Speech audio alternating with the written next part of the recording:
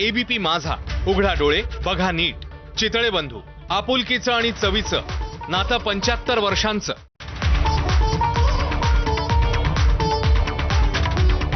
रुफाळला आणि सत्ता स्थापनेनंतर मुख्यमंत्री देवेंद्र फडणवीसांनी ज्यावेळी मंत्र्यांना पुढच्या 100 दिवसांचा त्यांचा काय प्लॅन आहे हे सादर करण्यास सांगितलं, पण ते 100 दिवस सरकारसाठी फार आव्हानात्मकही होते, परीक्षा पाहणारेही होते. 100 दिवसानंतर, सत्ता स्थापनेच्या 100 दिवसानंतर राज्यातील सत्ताधारी नेत्यांचं, मंत्र्यांचं आणि विरोधी पक्षातल्या नेत्यांचं महाराष्ट्रासाठीचं नेमकं विजन काय, महाराष्ट्राच्या विकासासाठी आणि जनतेच्या कल्याणासाठी या नेत्यांचा रोड मॅप नेमका काय, यावर चर्चा करण्यासाठी एबीपी माझाचा हा महामंच सज्ज आहे. आणि या महामंचावरती आपण सगळ्यात पहिल्यांदा संवाद साधणार आहोत राज्याचे मुख्यमंत्री देवेंद्र फडणवीस यांच्याशी. देवेंद्र फडणवीस हे राज्याच्या राजकारणातलं असं नाव आहे की ज्यांना विरोधकांनी कायमच टार्गेट केलंय. लोकसभा निवडणुकीमध्ये जी पिछेहाट झाली त्याची जबाबदारी स्वीकारणाऱ्या देवेंद्र फडणवीसांनी विधानसभेत भाजपला रेकॉर्ड ब्रेक यश मिळवून दिलं आणि दिमाखात ते मुख्यमंत्रीपदी विराजमानही झाले. पण इथे लढाई संपली नाही, इथे खरी लढाई सुरू झाली. जर गेल्या 100 दिवसांचा आढावा घेतला तर ही लढाई अगदी अव्याहत सुरू आहे. रात्रंदिन आम्हा युद्धाचा प्रसंग या युक्तीनुसार. काहीही झालं तरी सुद्धा गृहमंत्र्यांनी राजीनामा दिला पाहिजे, गृह खातं अपयशी ठरलं, ही वाक्य विरोधकांसाठी अगदी परवलीची झाली आहेत. पण अशा सगळ्या वातावरणातही महाराष्ट्राच्या सर्वांगीण विकासासाठी मुख्यमंत्री या नात्यानं देवेंद्र फडणवीस कटिबद्ध आहेत. विजनरी नेता म्हणून महाराष्ट्र त्यांच्याकडे पाहतोय. गेल्या 100 दिवसांचा लेखाजोखा आपल्याला मांडायचाच आहे, पण त्यासोबतच त्यांच्या स्वप्नातला महाराष्ट्र आपल्याला जाणून घ्यायचा आहे. त्याआधी या संवादाला सुरुवात करण्याआधी आपण एक एवी पाहूया.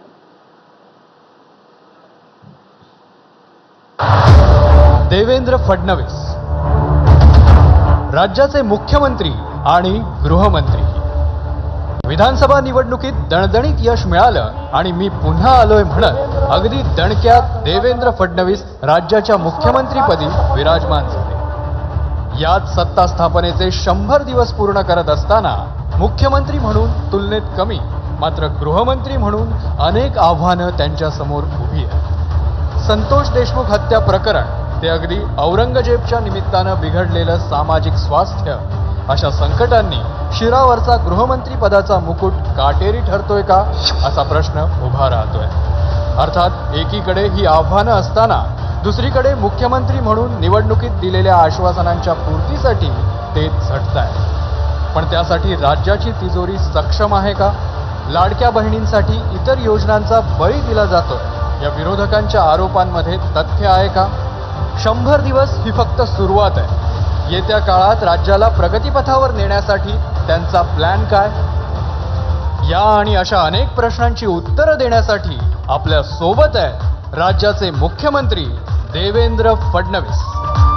आपण जोरदार टाळ्यांच्या गजरात राज्याचे मुख्यमंत्री देवेंद्र फडणवीस यांचं व्यासपीठावर स्वागत करूया आणि त्यांच्याशी संवाद साधणार आहेत एबीपी माझाच्या कार्यकारी संपादक सरिता कौशिक मॅम. दोघांनाही विनंती की आपण व्यासपीठावर या.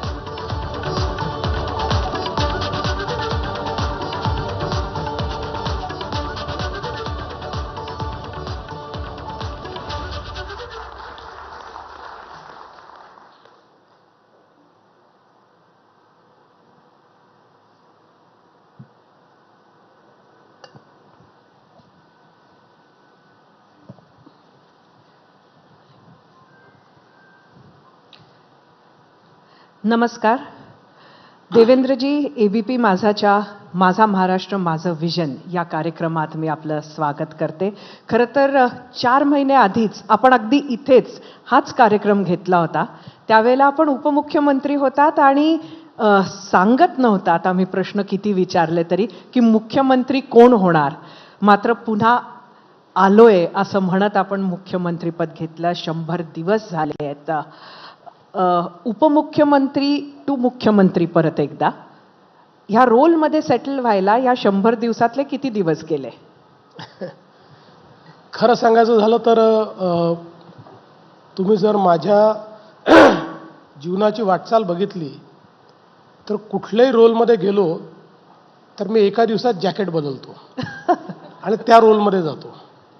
आमदाराचा मुख्यमंत्री झालो तर एका दिवसात मुख्यमंत्र्याच्या त्या रोलमध्ये शिरलो. मुख्यमंत्र्याचा विरोधी पक्षनेता झालो. पहिल्या अधिवेशनापासून सरकारला झोपूच दिलं नाही. विरोधी पक्षनेत्याचा उपमुख्यमंत्री झालो. कधीच हा विचार केला नाही की मी मुख्यमंत्री होतो. पूर्णपणे उपमुख्यमंत्र्याच्या रोलमध्ये गेलो. त्यामुळे पुन्हा मुख्यमंत्र्याच्या रोलमध्ये येणं अतिशय सहज होतं.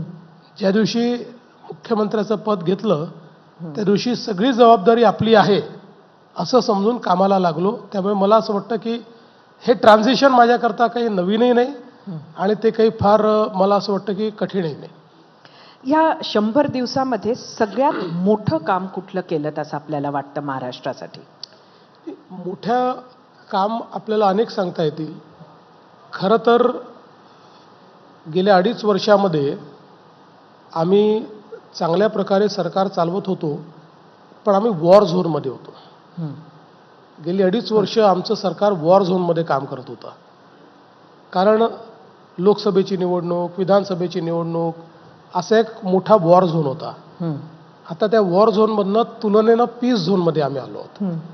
वॉर झोनमध्ये आपण जेव्हा काम करतो त्यावेळेस तुमचे जे गोल्स असतात ते शॉर्ट गोल्स असतात, ते अगदी जवळच्या टप्प्यातले गोल असतात. जेव्हा तुम्ही शांततेचा काळ असतो तुलनेनं त्यावेळी तुम्हाला लॉंग टर्मचे गोल ठेवावे लागतात. तर आता तशा प्रकारचं लॉंग विजन ठेवून आता हे काम मी सुरू केलेलं आहे आणि याच्यामध्ये 100 दिवसाचा जो अजेंडा तयार केला आहे तो मला असं वाटतं की जरी 100 दिवसाचा असला तरी पुढची दिशा ठरवणार आहे. कारण प्रत्येक विभागाला 100 दिवसाचे टार्गेट ठरवून दिलेले आहेत. ते त्यांनीच मांडले. आम्ही त्यांना सांगितलं की तुमचा 100 दिवसाचा प्लॅन काय आहे. आणि जरी 100 दिवस आमचे आत्ता कंप्लीट होत असले तरी आम्ही 15 एप्रिलपर्यंत त्यांना वेळ दिलेला आहे. 15 एप्रिलपर्यंत त्यांनी ते जे 100 दिवसाचा त्यांचा प्लॅन आहे तो प्लॅन त्यांनी त्या ठिकाणी पूर्ण करायचा आहे आणि त्यानंतर त्यांना पब्लिश करायचं आहे की त्यांनी काय काय सांगितलं होतं आणि त्यापैकी काय काय अचीव केलं. हे झालं विभाग स्तरावर. त्यानंतर महाराष्ट्रामध्ये तहसील स्तरापर्यंत एकूण 10,000 ऑफिसेस आहेत, सुमारे 10,000. या 10,000 ऑफिसेस करता एक आम्ही 7 कलमी कार्यक्रम दिलाय 100 दिवसांमध्ये, ज्यातल्या काही गोष्टी नुसत्या इम्प्रूव्हमेंटच्या आहेत. म्हणजे त्यांनी त्यांचा रेकॉर्ड नीट केला पाहिजे, रेकॉर्डचं जे जुनी कागद आहेत ती सगळी नष्ट केली पाहिजेत, नीट रेकॉर्ड किपिंग केलं पाहिजे, तिथे शौचालयांची व्यवस्था आहे की नाही ते पाहिलं पाहिजे. याच्यासोबत 2 महत्त्वाच्या गोष्टी त्यांच्याकरता आम्ही ठेवलेल्या आहेत. पेंडिंग कामं पूर्ण करणे, म्हणजे जी काही पेंडिंग आहेत ती झिरोवर आणणे आणि लोकांशी भेट घेण्याकरता प्रत्येक अधिकाऱ्यांनी आपल्या ऑफिसमध्ये बोर्ड लावून की यावेळी मी उपलब्ध आहे आणि त्यावेळी त्यांनी उपलब्ध राहणे. अशा अनेक गोष्टी, एक 7-8 गोष्टी आम्ही त्यांना दिलेल्या आहेत. आणि आता हे सगळं होत आहे की नाही हे पाहण्याकरता आम्ही पहिले एक मिड टर्म रिव्ह्यू घेतला. मिड टर्म रिव्ह्यूमध्ये ज्यांनी चांगलं काम केलं त्यांचा आम्ही सत्कार केला. पण आमच्या असं लक्षात आलं की इतक्या मोठ्या स्केलवर हे सगळं बघणं आपल्याकरता कठीण आहे आणि म्हणून क्वालिटी काउन्सिल ऑफ इंडिया यांना आम्ही नेमलेलं आहे आणि या सगळ्या 10,000 ऑफिसेसमध्ये ते त्या ठिकाणी त्यांच्या टीम्स पाठवून त्याचं रेटिंग करणार आहेत. अच्छा. आणि मी असं सांगितलेलं आहे की 1 नंबर 2 नंबर तर ठीक आहे, पण 50% खाली जे लोक जातील त्यांनी एक प्रकारे नापास शब्द योग्य नाही पण ते पास झाले नाहीत असं मानण्यात येईल. आणि मला सांगताना आनंद वाटतो की आपण कुठल्याही ऑफिसमध्ये जा, 100 दिवसाचा कार्यक्रम हा डोक्यावर घेतलाय त्यांनी. सगळे लोक त्या 100 दिवसाच्या पाठीमागे लागले आहेत आणि आमच्या प्रत्येक मिटिंगमध्ये एखादी गोष्ट झाली की ते सांगतात की बघा 100 दिवसातल्या एवढ्या गोष्टी आम्ही पूर्ण केल्या. तर हा एक कार्यक्रम अतिशय मोठा आहे. आणि मग लॉंग टर्मचे जो आपलं विजन आहे, इन्फ्रास्ट्रक्चरचं विजन आहे. आता परवा मी MSRDCची बैठक घेतली, शिंदे साहेब आणि मी दोघंही त्या बैठकीला होतो. आणि पुढचं प्लॅनिंग म्हणजे आता आपण ज्या घोषणा केल्या होत्या, मग मल्टी मॉडेल कॉरिडॉर असेल किंवा शक्तीपीठ हायवे असेल किंवा वेगवेगळ्या प्रकारे जे काही पुणे रिंग रोड असेल, अशा ज्या विविध कल्पना आपण मांडल्या होत्या त्याचं फायनान्शियल प्लॅनिंग आपण केलं. त्या ठिकाणी ते पैसे येतील कुठनं, त्याला कशा प्रकारचं बॅकिंग द्यायचं, यावर्षी किती पैसे लागणार आहेत, लँड एक्विजिशन कसं होईल. सो अशी जी लॉंग टर्मची किंवा आपले आता नदी जोड प्रकल्प आहेत, त्या संदर्भात आपले एअरपोर्टचे प्रकल्प आहेत. तुम्ही बघितलं असेल पुणे एअरपोर्टचं आता आम्ही नोटिफिकेशन काढलं, जमीन अधिग्रहण चालू केलं. त्यामुळे हे जे लॉंग टर्मचे आपले प्रोजेक्ट्स आहेत आणि याच्यासोबत काही सस्टेनेबल गोष्टी ज्या आपल्याला करायच्या आहेत, विशेषतः शेतीच्या क्षेत्रामध्ये आपण आता टेक्नॉलॉजीचा आणि AIचा उपयोग जास्तीत जास्त करायचा आहे. तर या संदर्भात परवाच आम्ही आता महाटेक नावाची एक व्यवस्था आम्ही उभी करतो. जसं नागपूरला MRSSE आहे, अशा प्रकारची व्यवस्था की जी पूर्णपणे म्हणजे आताच्या परिस्थितीमध्ये प्रत्येक शेतकऱ्याचं ॲग्रिस्टॅकच्या माध्यमातून आम्ही त्यांचं जे काही शेती आहे त्याचं डिजिटायझेशन केलेलं आहे. त्याला आम्ही आता सॅटेलाइट मॅपिंगमध्ये केलेलं आहे. त्यामुळे पुढे हे कम्प्लीट सायकल आमच्याकडे असेल की त्यांनी तिथे काय ॲक्च्युली पेरलेलं आहे, किती पेरलेलं आहे किंवा काय वापरलेलं आहे, अशा सगळ्या गोष्टी आम्हाला त्या ट्रॅक करता येतील, जेणेकरून शेतकऱ्याला मदत करणं देखील सोपं जाईल आणि एक प्रकारे शेतीमध्ये सस्टेनेबिलिटी आणता येईल. ड्रोनचा उपयोग जास्तीत जास्त शेतीत कसा करायचा, अशा ज्या लॉंग टर्मच्या गोष्टी आहेत याच्यावरही आम्ही आता या ठिकाणी फोकस केलेला आहे. त्यामुळे एक गोष्ट जर तुम्ही कुठली म्हणाल तर मला सांगता येणार नाही, कारण 100 गोष्टी केलेल्या आहेत. एकही दिवस असा नाही की ज्या दिवशी आम्ही आढावा घेतलेला नाही, निर्णय घेतलेला नाही. त्यामुळे एक प्रकारे आता लॉंग टर्मचे जे गोल्स आहेत त्या गोल्स करता काम करणं सुरू केलं आहे. जे लॉंग टर्मचे गोल्स आहेत ते विजन आत्ता आपण मांडत असताना सुद्धा लक्षात आलं की ते मोठं आहे. मात्र कुठलंही काम आज करायचं असेल तर त्यासाठी पैसा लागतो आणि सगळं आणता येतं, पैशाचं सोंग आणता येत नाही. एकंदरीत लाडकी बहीण योजना आणून विकासाची गती कुठंतरी आता ह्या खेपेला कमी झाली आहे का किंवा होणार आहे का? नाही, मला असं वाटतं की लाडकी बहीणसारखी जी योजना आहे याला एका वेगळ्या नजरेनं आपण बघितलं पाहिजे. आता पहिल्यांदा तर लाडकी बहीणच्या माध्यमातनं आमच्या ज्या महाराष्ट्रातल्या महिला आहेत, भगिनी आहेत, या बहिणींना एक प्रतिष्ठा मिळाली.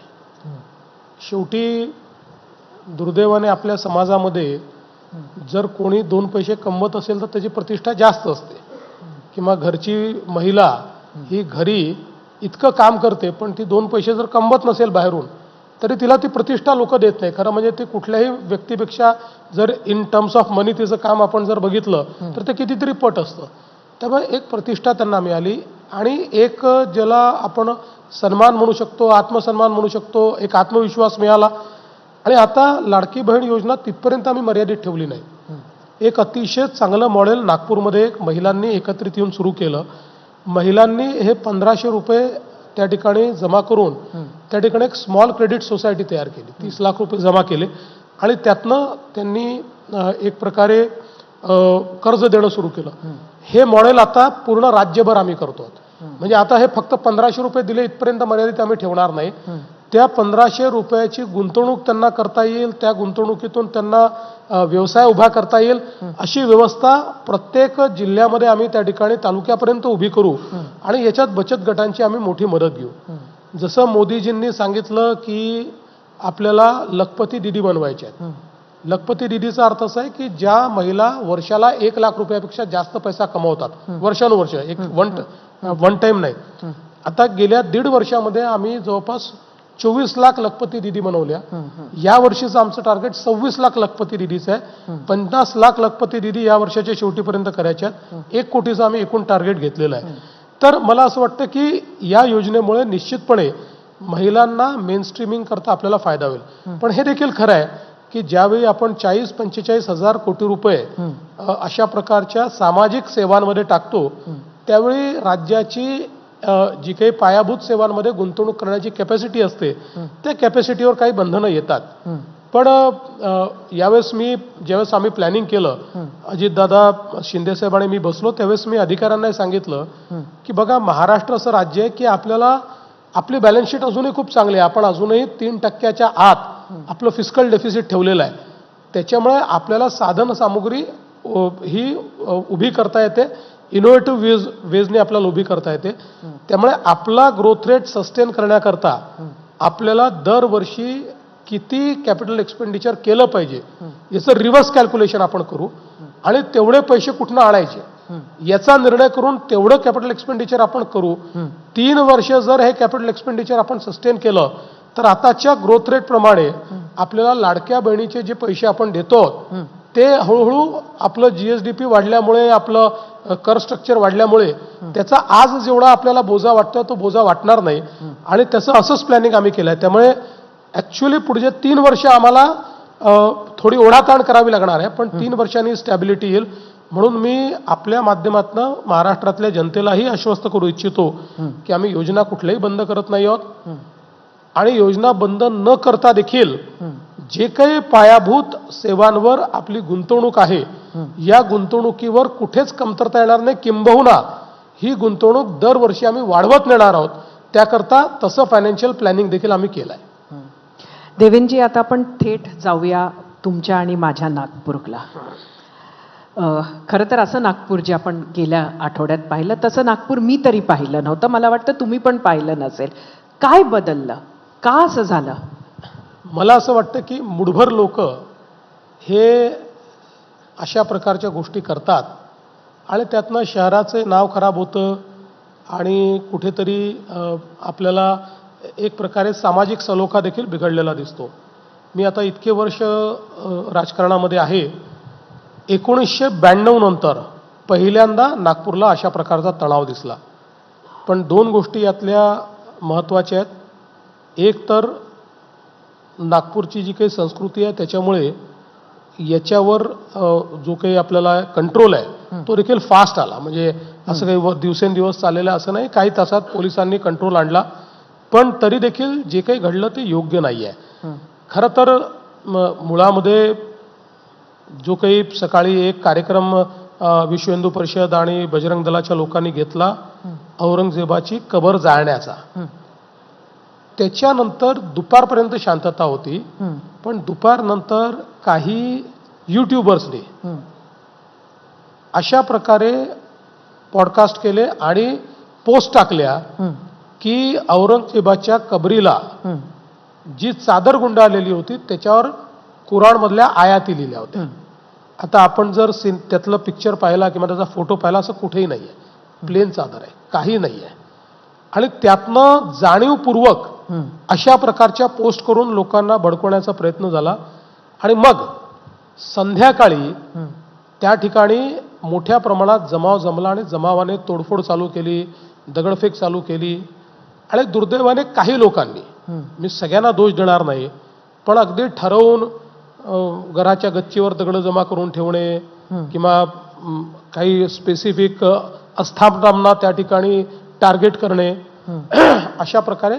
आणि याच्यामध्ये मुळात सगळ्यात जास्त जर कोणावर त्या ठिकाणी हल्ला झाला तर तो पोलिसांवर झाला. कारण पोलिसांनी अतिशय मला असं वाटतं की बेधडकपणे या सगळ्या ठिकाणी घुसून आणि हे रोखलं. हे जर रोखलं नसतं तर कदाचित ते हाताबाहेर गेलं असतं. पण त्यात पोलिसांवर हल्ले झाले. म्हणजे निकेतन कदम जे आमचे डीसीपी आहेत त्यांच्यावर तर कुऱ्हाडीने हल्ला झाला.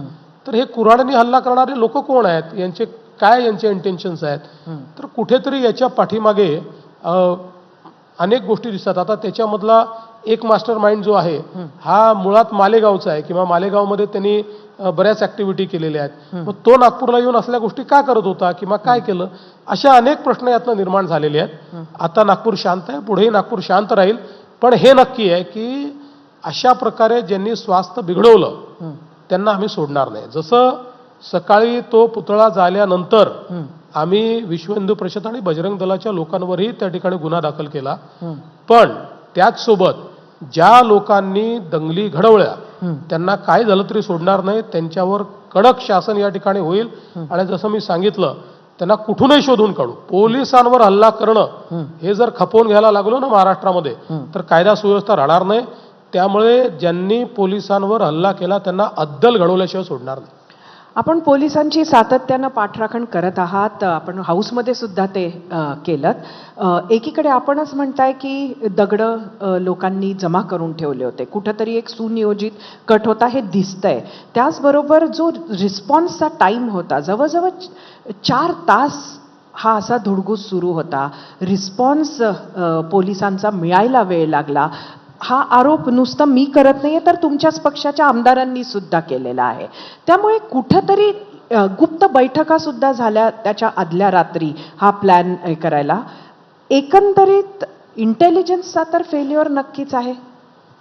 मला असं वाटतं की इंटेलिजन्सचा फेल्युअर म्हणता येणार नाही, पण ज्या पद्धतीनं दुपारच्या काळामध्ये सोशल मीडिया ट्रॅक व्हायला पाहिजे होता त्या पद्धतीनं तो झालेला दिसत नाही. कारण हे सगळं जे तयार केलं हे सोशल मीडियावर तयार केलं आणि सोशल मीडियाच्या माध्यमातून पोस्ट गेल्या, सोशल मीडियाच्या माध्यमातून जमा व्हा म्हणून आता ते सगळ्या लोकांना आपण पकडतोय.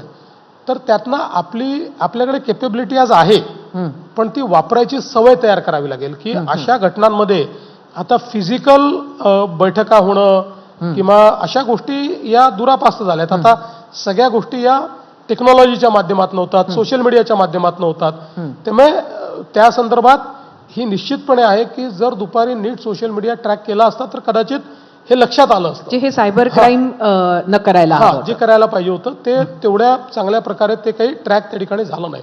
पण हे 100% चुकीचं आहे. पोलीस पूर्ण वेळ हजर होती. इनफॅक्ट क्विकेस्ट रिस्पॉन्स टाइम होता.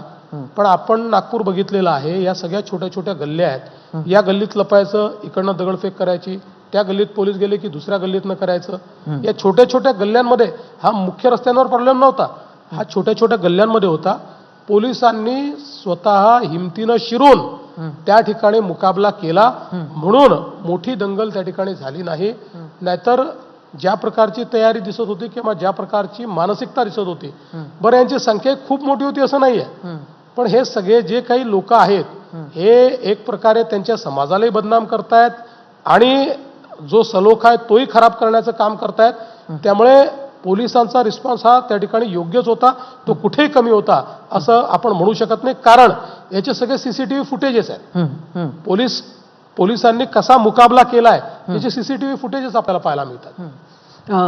खरं तर औरंगजेबाच्या कबरीचा प्रश्न हा राज्यभर गाजला, त्याच्यावर इतकी चर्चा झाली, मतमतांतर झाली आणि नागपूर आपण सगळ्यांनी पाहिलेलं आहे. अशा पद्धतीने रिस्पॉन्ड करणारं शहर नागपूर नाही, पण तरीही हिंसा फक्त नागपुरात कशी काय झाली? हे जे प्रश्न आहेत याची उत्तर मी शोधतोय. म्हणजे जे एक शंका मी व्यक्त केली, अजूनही त्याचं कन्फर्मेशन मी केलेलं नाही, त्यामुळे अधिकारिक मी बोलत नाही. पण याच्या पाठीमागे काही प्लॅन होता का किंवा या गोष्टी काही ठरवून झाल्या का, याही गोष्टींकडे आपल्याला लक्ष द्यावं लागेल. कारण आपल्याला अनेक ठिकाणी यापूर्वीच्या हिंसांमध्ये देशभरामध्ये पॅटर्न दिसलाय. त्यामुळे त्या पॅटर्नचा वापर इथे झालाय का, या सगळ्या गोष्टी आता हळूहळू 100 लोकांना अटक केली आहे, अनेकांचं त्या ठिकाणी इंट्रोगेशन होत आहे, सोशल मीडियावरनं अनेक गोष्टी शोधून काढलेल्या आहेत. आता काही लोक असे आहेत की ज्यांच्या सोशल मीडियावर काही पोस्ट या बंगालीमध्ये आहेत, पण ते कुठला बांगला आहे, जो बांगलादेशचं बंगाली जे आहेत त्याच्यातल्या पोस्ट देखील त्याच्यावर दिसत आहेत. त्यामुळे त्या एका लार्जर डिझाईनचा भाग हा आहे का हे आता शोधून काढावं लागेल. एक डिझाईन ह्यात संजय राऊतांनाही दिसतंय. त्यांनी तपास मागितलाय की मुख्यमंत्र्यांना बदनाम करण्यासाठी नागपूर निवडलं गेलं का, ह्याचा सुद्धा तपास व्हावा असं त्यांनी म्हटलंय. खरं म्हणजे त्यांना स्वतःचा तपास करून घेण्याची आवश्यकता आहे.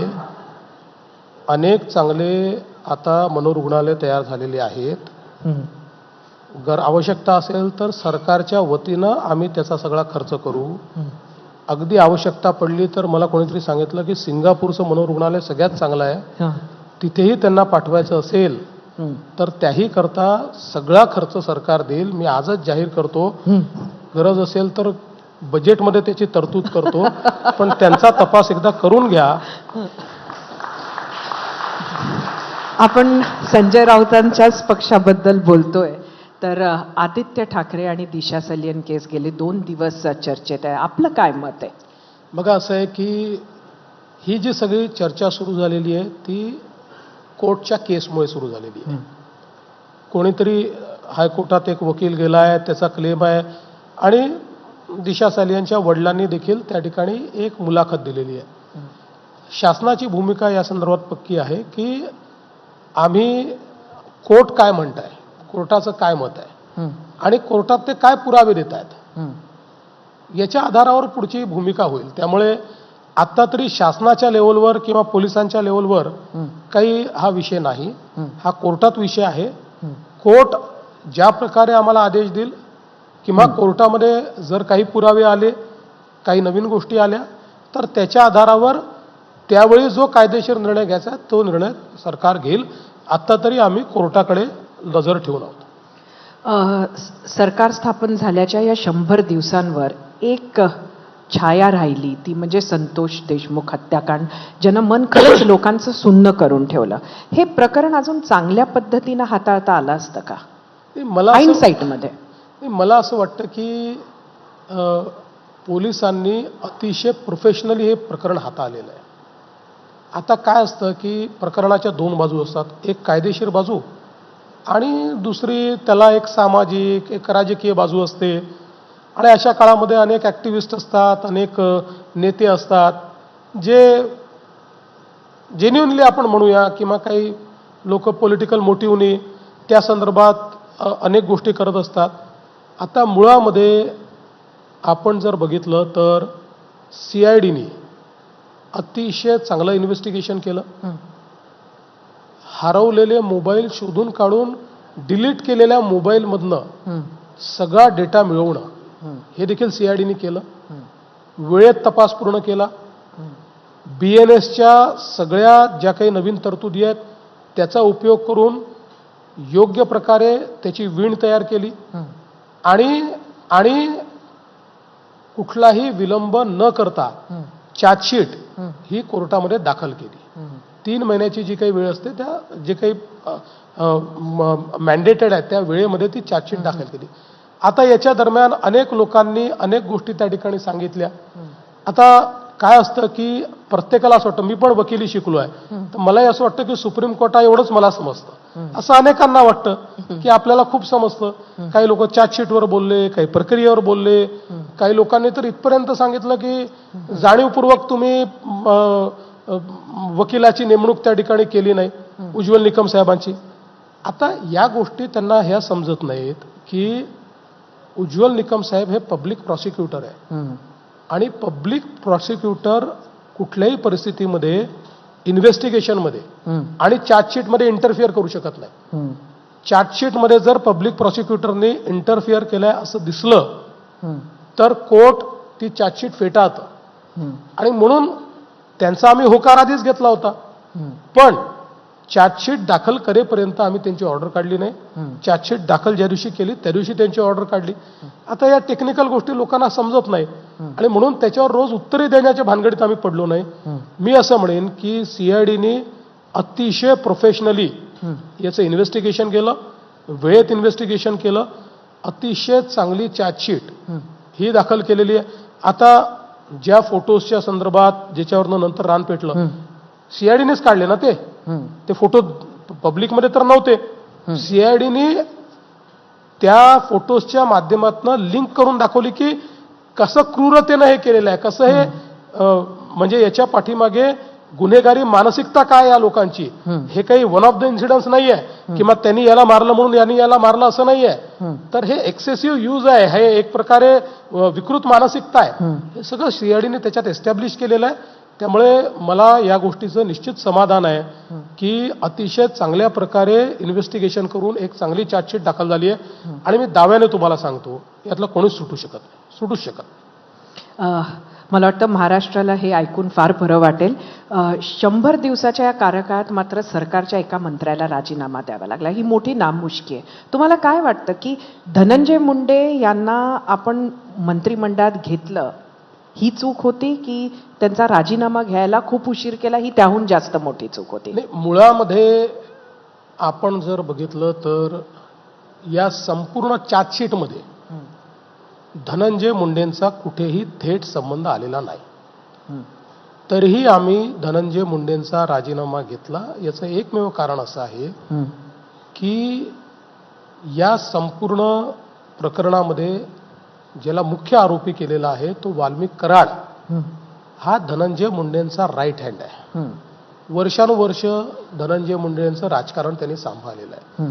आणि म्हणून साहजिक महाराष्ट्रातल्या जनतेची अपेक्षा होती की अशा प्रकारे जर नेत्यांच्या जवळची लोक इतका क्रूर अशा प्रकारचा काम करत असतील तर नेत्यांनी काही ना काहीतरी पश्चाताप म्हणून किंवा ज्याला आपण असं म्हणू शकतो की नैतिकतेच्या आधारावर अशा प्रकारचा निर्णय घेतला पाहिजे. चार्जशीट क्लिअर झाल्यानंतर किंवा चार्जशीट गेल्यानंतर दोन गोष्टी क्लिअर झाल्या. एक, चार्जशीटमध्ये धनंजय मुंडेंचं नाव नाही आणि दोन, वाल्मिक कराड हा मुख्य आरोपी आहे. पण या तपास दोन्ही- तरी झाला का धनंजय मुंडेंचा? त्यांच्या रोलचा तपास तरी झाला का? असं आहे की कोणाच्या म्हणजे उद्या माझ्या जवळचा एखादा व्यक्ती असेल आणि त्यांनी काही केलं म्हणून माझा तपास नाही करावा लागत. त्या संपूर्ण घटनेत जर माझ्या विरुद्ध एखादा पुरावा असेल तर माझा तपास करणं गरजेचं आहे. अशा प्रकारचा कुठला पुरावा आढळला का, कोणी दिला का? असा कोणी दिला नाही. रोज येऊन कोणी टीव्हीवर काही बोलायचं आणि त्याच्यावर पोलिसांनी आता तपास चालत नाही. अशा गोष्टी अल्टिमेटली कोर्टामध्ये आरोपीला फायदा देऊन जातात. तुम्ही जर ओढून ताणून गोष्टी केल्या तर कोर्ट ते हाणून पाडतं. त्याच्यामुळे बघा, शेवटी या सगळ्या प्रकरणांमध्ये धनंजय मुंडेच्या जवळच्या राईट हँडनी या प्रकरणामध्ये मुख्य आरोपी म्हणून काम केलं आहे हे आपण एस्टॅब्लिश केलं. त्यामुळे नैतिकतेच्या आधारावर त्यांनी त्या पदावर राहणं योग्य नव्हतं म्हणून त्यांनी तो राजीनामा दिलेला आहे. आणि उद्याही मी आजही सांगतो, आजही कोणीही पुरावा जर आणून दिला की याच्यात धनंजय मुंडेंचा काही काडीचाही संबंध आहे, आमची तयारी आहे. आजही त्याच्यावर चौकशी करायची तयारी आहे, त्याच्यावर कारवाई करायची तयारी आहे. पण उगाच हवेत तीर मारायची आणि सनसनी तयार करायची योग्य नाही. खरं तर देवेंद्रजी, आपली स्वतःची जी इमेज आहे ती म्हणजे गेले इतके वर्ष झाले राजकारणात मात्र स्वच्छ कारभारासाठी आपलं नाव आहे. त्याचबरोबर अभ्यासू व्यक्तिमत्व, त्याचबरोबर मेहनती, अशाच पद्धतीनं लोक आपल्याकडे पाहतात. पण आपण आलात आणि आपल्याला बऱ्याच गोष्टींवर बारीक लक्ष ठेवावं लागलं. अगदी OSDs कुठले नेमले पाहिजे, कुठले निर्णय रोखले पाहिजे, कुठल्या फायलींवर परत एकदा लक्ष टाकलं पाहिजे.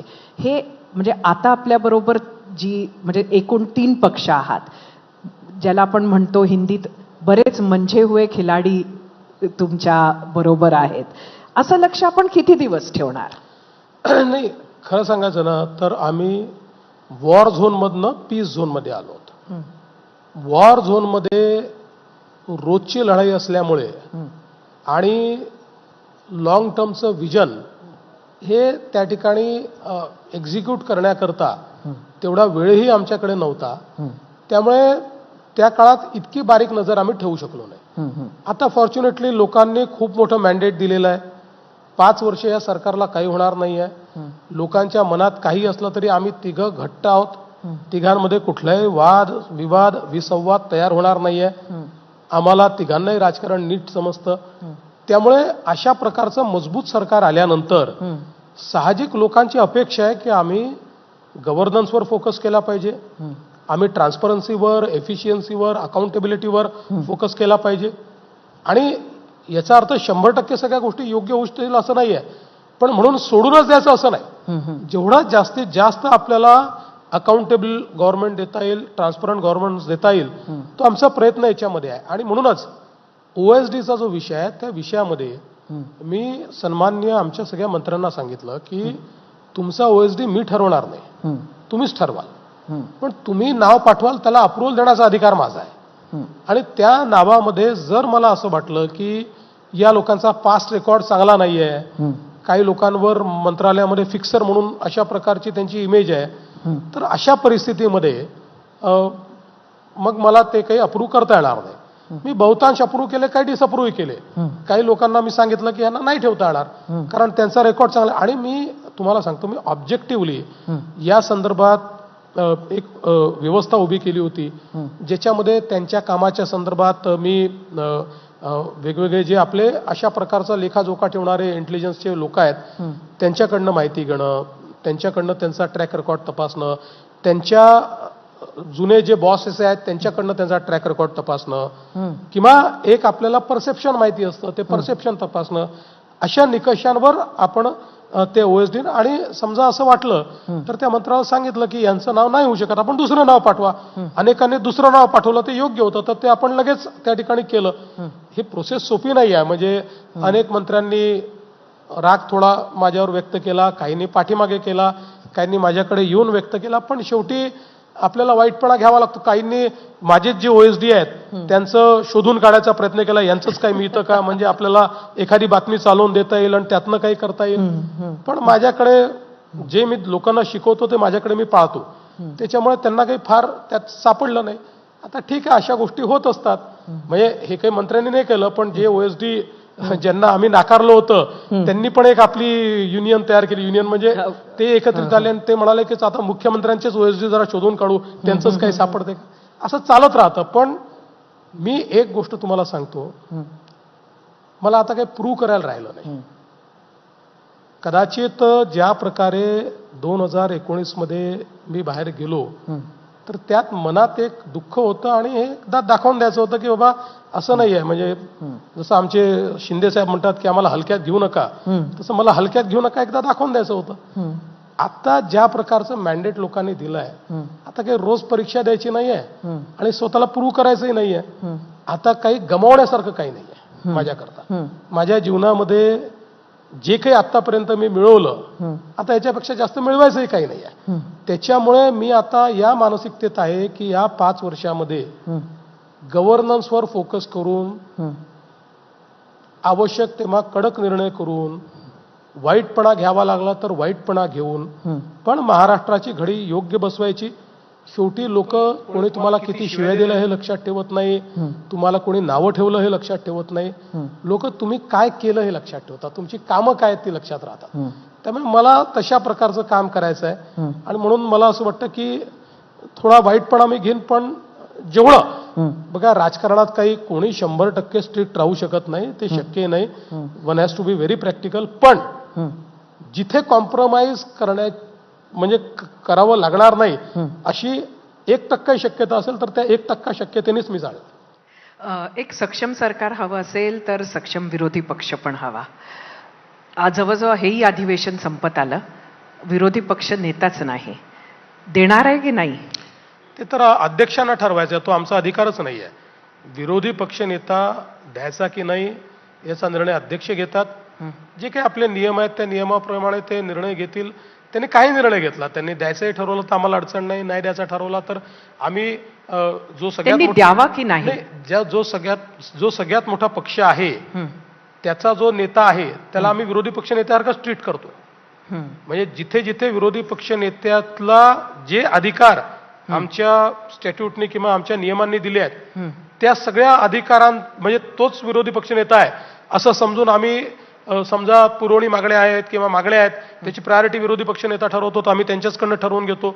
किंवा आता वेगवेगळ्या कमिट्या आहेत, ज्या कमिट्यांवर विरोधी पक्ष नेते आहेत विधानसभेचे, त्या ठिकाणी विरोधी पक्ष नेता नसला तरी सर्वात मोठ्या गटाचे नेते म्हणून आम्ही त्यांनाच बोलवतो. त्यामुळे असं आम्ही काही कुठेही भेदभाव ठेवलेला नाही. माझं मत आहे की सक्षम विरोधी पक्ष असणं हे अत्यंत महत्वाचं आहे. कारण लोकशाहीमध्ये जर विरोधी पक्ष सक्षम नसेल तर जी स्पेस तयार होते ती म्हणजे ज्यांचे स्टेक्स आहेत असे ऍक्टर ती स्पेस घेतात आणि त्यातनं एक अराजकता तयार होते. आणि म्हणून मला असं वाटतं की कुठल्याही परिस्थितीमध्ये लोकशाहीमध्ये मजबूत विरोधी पक्ष असणं हे महत्वाचं आहे. आणि म्हणूनच मी पहिल्या दिवशीपासून सांगितलं की विरोधी पक्षाचं मूल्यमापन हे मी त्यांच्या संख्येने करणार नाही. विरोधी पक्षाचं मूल्यमापन किंवा त्यांच्याशी माझा व्यवहार हा त्यांच्या कामावर, त्यांच्या कार्यावर किंवा त्यांच्या मागण्यांवर अवलंबून राहील. खरं तर येणाऱ्या वर्षात आपल्या टॉप 3 प्रायोरिटीज काय आहेत महाराष्ट्रासाठी? खरं म्हणजे टॉप 3 प्रायोरिटीजचा जर आपण विचार केला तर जे काही इन्फ्रास्ट्रक्चर प्रोजेक्ट्स आम्ही हातामध्ये घेतलेले आहेत ते आज जर मार्गी लावले तर पुढच्या 5 वर्षात ते तयार होतील. आणि म्हणून हे नीट याचं हे मार्गी लावणं, त्याचं फायनान्शियल क्लोजर्स करणं आणि त्याचं काम सुरू करणं हे एक महत्वाचं काम हातामध्ये घेतलेलं आहे. दुसरं विशेषतः आता शेतीच्या क्षेत्रामध्ये क्लायमेट रेझिलियंट शेती हा एक खूप महत्वाचा विषय झालेला आहे. कारण इतक्या मोठ्या प्रमाणात वातावरणातल्या बदलाचा शेतीवर परिणाम होतोय आणि म्हणून त्या संदर्भातही आम्ही आता जसं इन्शुरन्सची स्कीम आताची आहे, यापेक्षा चांगली स्कीम आम्हाला करता येईल का, अधिक बेनिफिशियल स्कीम आम्हाला करता येईल का, किंवा थेट आम्हाला बेनिफिट देता येईल का, म्हणजे इन्शुरन्स एका लेवलपर्यंत नेऊन त्याच्या पलीकडचं थेट बेनिफिट सरकारच्या वतीनं देता येईल का, जेणेकरून कंपन्यांना जर काही नफा जात असेल तर तो शेतकऱ्याला पास ऑन करता येईल का, अशा अनेक गोष्टींवर आम्ही वर्किंग करतोय. त्याच्यामुळे इन्फ्युजन ऑफ टेक्नॉलॉजी हा दुसरा महत्वाचा विषय आहे. आणि सगळ्यात महत्वाचा विषय आहे जॉब क्रिएशन. आणि म्हणून मोठ्या प्रमाणात गुंतवणूक महाराष्ट्रामध्ये आणून या ठिकाणी जॉब क्रिएट करायचे एक महत्वाचा विषय आम्ही हातामध्ये घेतला. आणि मी आपल्याला सांगतो की आपण या वर्षभरात बघाल इतक्या मोठ्या प्रमाणात गुंतवणूक येते. आज गडचिरोली सारख्या ठिकाणी 2-2, 3-3 लाख कोटी रुपयाची गुंतवणूक येते. आज धुळ्यामध्ये गुंतवणूक येते, नंदुरबारला येते, नाशिकला येते, नगरला येते, नागपूरला येते, वर्धेला येते. तुम्ही सांगाल त्या भागामध्ये आता गुंतवणूक येते. आणि आता तर 10-12 जिल्हे आम्ही आता काढतो की ज्या जिल्ह्यांमध्ये तुलनेनं गुंतवणूक आली नाही किंवा जिथे इंडस्ट्रीज नाही आहेत. आणि इथे देखील आम्ही असं पॅकेज तयार करणार आहोत की इंडस्ट्रीला वाटावं इथे आपण गेलंच पाहिजे. त्यामुळे एकूणच जॉब क्रिएशन हा एक खूप महत्वाचा मुद्दा आपण हातामध्ये घेतलेला आहे. त्यामुळे इन्फ्रास्ट्रक्चरमध्ये मग सामाजिक सेवा आल्या, 20 लाख घरं आता आपण बांधतो. ती घरं या 1.5 वर्षात आम्ही पूर्ण करून टाकणार आहे. आणि त्यांना आम्ही सोलर देखील त्या घरांवर देणार आहे. म्हणजे आमचा प्रयत्न आहे की 300 युनिट पर्यंत जो वीज वापरतो याला सोलर देऊन त्याचं बिलच शून्य करून टाकायचं. म्हणजे नुसतं सरकारच्या तिजोरीतनं बिल भरायचं नाही तर त्याचं प्रमाण बिल शून्य करायचं, अशा प्रकारचा आमचा प्रयत्न चाललेला आहे. त्या योजना आम्ही आता तयार केलेल्या आहेत. आणि म्हणून अनेक गोष्टी आहेत. मी सांगू शकतो आता एनर्जी ट्रान्झिशन आपण सुरू केलेलं आहे. महाराष्ट्रामध्ये आपण आज 35,000 मेगावॅट वीज आपण तयार करतो. ती आम्ही पुढच्या 5 वर्षामध्ये 75,000 मेगावॅटवर नेतोय. आणि त्याचमध्ये आपण जर बघितलं तर साधारण 2022 पर्यंत आपल्या एनर्जी मिक्समध्ये रिन्युएबल ही 12-13% होती. ती आता पुढच्या वर्षी 25% होईल. 2030 साली आपण जवळपास दुप्पट वीज निर्मिती करू आणि तरीही त्या वीज निर्मितीमध्ये रिन्युएबलचा मिक्स हा 52% असेल. तर ह्या ज्या काही मूलभूत गोष्टी आहेत या गोष्टींवर फोकस आहे. शेवटी परिवर्तन हे एका वर्षात होत नाही. मग या वर्षीच्या 3 गोष्टी यांनी नाही होत. या वर्षी जेव्हा तुम्ही सुरू करता तेव्हा 3-4 वर्षात ते परिवर्तन होतं. म्हणून सगळं सुरू या वर्षी झालं पाहिजे जेणेकरून त्याला फोकस करून आपल्याला पूर्ण करता येईल. एक प्रश्न असा आहे की अगदी येणाऱ्या मे महिन्यामध्ये आपण PMO आणि IB मिनिस्ट्री ड्रिव्हन वेव्स म्हणजेच जागतिक ऑडिओ व्हिडिओ एंटरटेनमेंट समिट हे महाराष्ट्रात घेणार आहे. असं म्हटलं जाते की हे एंटरटेनमेंट इंडस्ट्रीचं दावोस असणार आहे. याचा महाराष्ट्रासाठी काय अर्थ असणार आहे? जगातले खरंच एंटरटेनमेंट इंडस्ट्रीमधले सगळे ज्येष्ठ श्रेष्ठ मंडळी त्याला दावोस म्हणण्यासारखे येतील का? खरं म्हणजे मी केंद्र सरकारचे आभार मानतो की world audio visual entertainment summit अशा प्रकारे वेव्ज करता मुंबई हा त्यांनी व्हेन्यू या ठिकाणी स्वीकारला.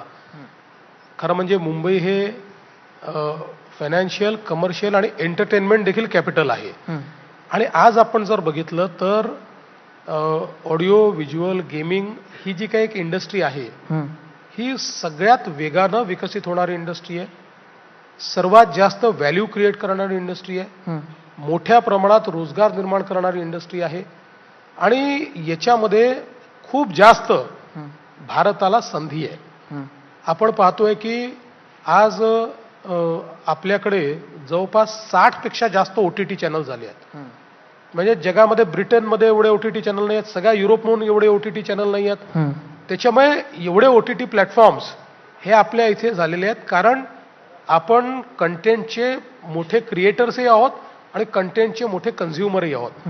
आणि आज तुम्हाला माहिती असेल की डेटा जो आहे हा data in absolute terms it has surpassed oil. त्याची डेटाची व्हॅल्यू ऑइलपेक्षा जास्त झालेली आहे. आणि हा सगळा डेटा ड्रिव्हन अशा प्रकारच्या ज्या या अर्थव्यवस्था आहेत याच्यामध्ये या ऑडिओ व्हिज्युअल एंटरटेनमेंट गेमिंग या क्षेत्राचा एक फार मोठा वाटा आहे. आणि म्हणून आपल्या प्रधानमंत्र्यांना भारताला याचं जागतिक नेतृत्व द्यायचं आहे. आणि ते जागतिक नेतृत्व देण्याकरता हा इव्हेंट या ठिकाणी तयार केलेला आहे. खरं म्हणजे पहिला इव्हेंट असल्यामुळे हा मे मध्ये होतोय. पुढच्या काळामध्ये आमचा प्रयत्न आहे की हा फेब्रुवारीत झाला पाहिजे, कारण मे मध्ये आपल्या महाराष्ट्रात वगैरे इव्हेंट करणं जरा थोडं कठीण असतं. पण तरी यावेळेस आपण मे मध्ये घेतलेला आहे. जगातले हुज हू या ठिकाणी येणार आहेत. प्रधानमंत्री महोदय दिवसभर त्याच्यामध्ये राहणार आहेत. मोठ्या प्रमाणात या क्षेत्रावर ब्रेनस्टॉर्मिंग होईल, या क्षेत्रातल्या गुंतवणुकीचे आदान प्रदान त्या ठिकाणी होईल. आणि मला असं वाटतं की जी एक नॉलेज ड्रिव्हन इकॉनॉमी आपण आता बघतो आहोत, जी एक डेटा ड्रिव्हन इकॉनॉमी आपण बघतो आहोत, त्याच्याकरता हा अत्यंत महत्वाचा इव्हेंट होणार आहे. या इव्हेंटमुळे म्हणजे पुढच्या 4-5 वर्षात ही प्रॉपर्टी अशी तयार होईल, कारण हा दरवर्षी होणार आहे पुढच्या आणि मुंबईलाच होणार आहे, म्हणजे तेही महत्वाचं आहे. पुढच्या 4-5 वर्षात ही प्रॉपर्टी अशी तयार होईल की डावोस किंवा तिकडे कान्स आहे, कुठले अजून अवॉर्ड्स आहेत, ज्याला एक ग्लॅमर मिळालेला आहे, ते ग्लॅमर या क्षेत्रामध्ये मुंबईला मिळेल किंवा महाराष्ट्राला मिळेल आणि भारताला मिळेल, अशा प्रकारची याची रचना करण्यात आली. नक्कीच मला माहिती आहे आपल्याला विधिमंडळात जायचंय. अगदी शेवटाकडे आलेलो आहोत आपण.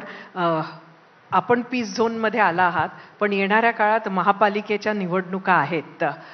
त्या एकत्र लढणार महायुती म्हणून त्यात राज ठाकरेंनाही बरोबर घेणार का? कसं लढणार त्या निवडणुका? पहिल्यांदा तर आधीच क्लिअर करून देतो, कारण मी आज पीस झोन म्हटल्यानंतर रोज तोच विषय चालेल. पीस झोनचा अर्थ सगळं शांत आहे असं नाहीये. तर आज रोजची मारामारी नाहीये. 5 वर्षाचं स्टेबल सरकार आहे म्हणून त्याला पीस झोन मी म्हणतोय. दुसरं, महापालिकेच्या निवडणुकीमध्ये महायुती ही एकत्रित लढेल. अच्छा. आम्ही तिघही एकत्रित राहू. एखाद्या महानगरपालिकेत कदाचित नाही होऊ शकणार, पण आमचं ओव्हरऑल मानसिकता ही आहे. आणि मुंबईमध्ये तर आम्ही एकत्र आहोतच, पण जिथे जिथे पॉसिबल होईल त्या त्या ठिकाणी एकत्रित लढण्याचाच निर्णय आमचा असणार आहे. वेगळे आम्ही लढणार नाही. आणि पण मुंबई पक्क आहे की एकत्रच लढणार? मुंबईत आम्ही एकत्रच लढणार. आता काय असतं की शेवटी ही कार्यकर्त्यांची निवडणूक आहे. त्यामुळे काही महानगरपालिका किंवा काही जिल्हा परिषदा अशा असतात की जिथे अतिशय समसमान ताकद असते. अशा ठिकाणी मग पूर्वी पण आम्ही आणि शिवसेना म्हणजे इतके वर्ष 25 वर्ष काही महापालिकांमध्ये सोबत लढायचो, काही ठिकाणी वेगळं लढायचो, कारण शेवटी प्रत्येकाला आपापल्या कार्यकर्त्यांना तिकीट द्यायचं असतं, नाहीतर पक्ष टिकेल कसा? कार्यकर्ते म्हणतील तुमचं आलं की तुम्ही लढणार, त्याच्याकरता युत्या करणार, आणि आमचं आलं की तुम्ही मग आम्हाला तिकीट देणार नाही, असं नाही चालत. तर त्याच्यामुळे पण ओव्हरऑल ही मानसिकता आमची आहे.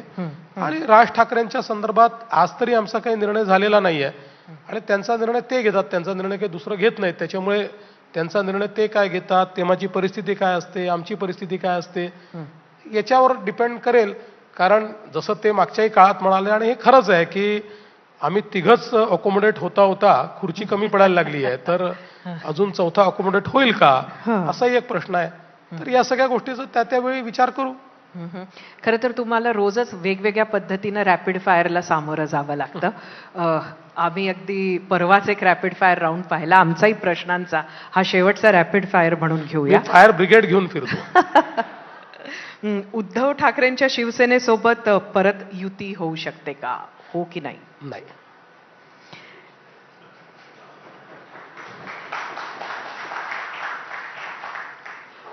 लाडकी बहीण झाली, तुमचा लाडका मंत्री पण मध्ये कळला. लाडके उपमुख्यमंत्री कोण, अजितदादा की एकनाथ शिंदे? दोघंही लाडके आहेत आणि मी पण त्यांचा लाडका आहे. त्यामुळे आम्ही लाडके मुख्यमंत्री आणि उपमुख्यमंत्री आहोत. लाडके ठाकरे कोणते, जास्त लाडके ठाकरे, उद्धव ठाकरे की राज ठाकरे? बघा, ठाकरे असे आहेत की त्यांना आपण लाडकं म्हणायचं आणि त्यांनी आपल्याला दोडकं म्हणायचं. कुठे भानगडीत पडता? तुमचा खरंच लाडका मंत्री कोण आहे? तुम्हाला माहिती कर सांगतो की गेल्या 5 वर्षात माझा उद्धवजींशी संबंध राहिला नाही, माझा राजशीच संबंध राहिला, राज ठाकरेंशीच माझा संबंध राहिला. उद्धवजींनी संबंध तोडून टाक. ठीक आहे, म्हणजे मारामारी नाहीये, समोर आलो तर आम्ही चांगलं बोलतो, नमस्कार करतो, पण संबंध म्हणून काही राहिला नाही. लाडका मंत्री खरंच कोण आहे, गिरीश महाजन की नितेश राणे? लाडका मंत्री योजना सुरू केलेली आहे, त्याचे निकष ठरलेले आहेत, त्याप्रमाणे ऍप्लिकेशन्स घेतलेले आहेत, त्याचं प्रोसेसिंग चाललं आहे. प्रोसेस पूर्ण झाली की सांगतो. शेवटचा प्रश्न, सर्वात जास्त सहकार्य किंवा हा प्रश्न मी वेगळ्या पद्धतीने विचारते. सगळ्यात जास्त नाराजी नाट्य कोण करतं, अजितदादा की एकनाथ शिंदे? नाही नाही, नाराजी नाट्य वगैरे कोणीच करत नाही. मी तुम्हाला एक सांगू का, अलीकडच्या काळामध्ये सोशल मीडियामुळे किंवा या छोट्या छोट्या क्लिप्समुळे कुठल्याही गोष्टीला कशाही प्रकारे इंटरप्रिट केलं जातं. म्हणजे आपण बोलत असताना आपला फोटो काढून त्याचे 10 इंटरप्रिटेशन लोक तयार करतात. बघा, या प्रश्नामध्ये कसा देवेंद्रजींचा चेहरा खुलला, या प्रश्नामध्ये कसे देवेंद्रजी अडचणीत आले, असं त्याचं इंटरप्रिटेशन करता येतं. माझा अनुभव असा आहे की अजितदादा असतील किंवा एकनाथराव शिंदे असतील, या दोघांमध्ये काही नाराजी नाट्य वगैरे नाही. अडचणी येतात, आम्ही एकत्रित बसून सोडवतो. या दोघांमधला एक महत्वाचा फरक आपण समजून घेतला पाहिजे की शिंदे साहेब शिवसैनिक आहे आणि शिवसैनिक जो असतो हा इमोशनल असतो. तसे ते इमोशनल आहे आणि अजितदादा हे प्रॅक्टिकल आहेत. अजितदादा हे राजकारणामध्ये प्रॅक्टिकल विचार करून निर्णय घेणारे आहेत. त्यामुळे दोघांशी वागताना हे मला लक्षात ठेवावं लागतं की यांच्याशी वागताना आपल्याला प्रॅक्टिकलच विचार करावा लागेल आणि यांच्याशी वागताना यांच्या इमोशनल साईडचा विचार देखील आपल्याला करावा लागेल. तर तेवढं जर मी सांभाळलं तर काही अडचण येत नाही. धन्यवाद देवेंद्रजी. आपण आमच्या सर्व प्रश्नांची उत्तरं दिली आपल्या त्या खास स्टाईलमध्ये, ह्युमरस असून सुद्धा गांभीर्य ठेवून. धन्यवाद. आपल्या येणाऱ्या काळासाठी जी काही महाराष्ट्राची विजन आहे ती पूर्ण व्हावी यासाठी आमच्या शुभेच्छा. थँक्यू. खूप खूप आभारी आहे. उपस्थितांमधून एक प्रश्न घेऊया. मयुरेश प्रभुणे सध्या आपल्यासोबत आहेत. मयुरेश, देवेंद्रजी, आपण महाराष्ट्राच्या विजन विषयी बोलत आहोत आणि महाराष्ट्र एक प्रगत राज्य म्हणून महाराष्ट्राची ओळख आहे आणि महाराष्ट्रात ज्या काही गोष्टी पार पडतात अनेक राज्यांमध्ये एक मॉडेल म्हणून त्याला घेतलं जातं. पण एवढ्या प्रगत राज्यामध्ये अद्यापही विज्ञान तंत्रज्ञानाचं स्वतंत्र धोरण नाही आणि मंत्रालय पण नाही. तर तुमच्या या कार्यकाळामध्ये महाराष्ट्राला स्वतंत्र विज्ञान तंत्रज्ञान धोरण मिळेल का आणि मंत्रालयही मिळेल का? खूप चांगला प्रश्न आपण या ठिकाणी विचारला. मुळामध्ये आपण Rajiv Gandhi science and technology mission चालवतो आणि सायन्स अँड टेक्नॉलॉजीच्या संदर्भात सगळ्या गोष्टी आपण त्या मिशनच्या थ्रू चालवतो. पण आता आम्हालाही असं वाटायला लागलं की दिस इज राईट टाईम की नुसतं मिशन पुरतं मर्यादित राहून आपल्याला चालणार नाही. आपल्याला पूर्णपणे एक त्याचं खातं तयार करावं लागेल. इनफॅक्ट कालच आमची प्रिलिमिनरी चर्चा या संदर्भात एक बैठक झाली. वेगवेगळ्या सचिवांची चर्चा झाली, मुख्य सचिवांची माझी चर्चा झाली, दोन्ही उपमुख्यमंत्र्यांची चर्चा झाली आणि आता आम्ही एक पेपर याच्यावर तयार करायला सांगितलेलं आहे की हे खातं कसं तयार करायचं, त्याला काय गोष्टी असाइन करायच्या, त्याच्यात काय मनुष्यबळ लागेल याची तयारी आम्ही सुरू केलेली आहे.